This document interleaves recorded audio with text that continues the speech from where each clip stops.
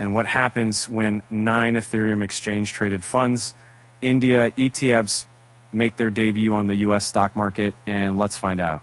On Monday, the Securities and Exchange Commission gave the go-ahead for these ETFs, leading to a pretty big success, according to James Seifert, a senior ETF analyst at Bloomberg. But how did they fare compared to Bitcoin's ETF? They do.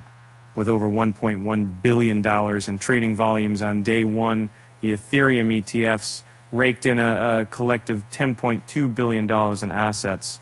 Among them, Grayscale's Ethereum Trust took the lead text off with $469.7 million, and BlackRock, Bitwise, and Fidelity followed suit with impressive inflows. Although the ETF saw net inflows of only $107 million, Grayscale's Ethereum Trust had outflows of $484 million due to its higher fees. So why wasn't there a noticeable impact on Ethereum's price, despite the market excitement? Well, given that Ethereum has a significantly lower market capitalization than Bitcoin, the relatively smaller inflows weren't surprising. Plus, without a staking feature prohibited by the SEC, some investors opted to purchase Ethereum directly instead. And still, experts remain hopeful, with promising signs from smaller players like a 21 shares core Ethereum ETF and $8.7 million in inflows.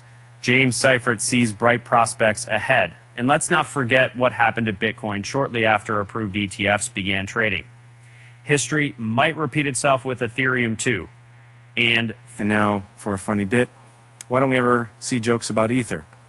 Because they tend to gas people off. With that said, thank you for joining me today, and stay tuned for future updates.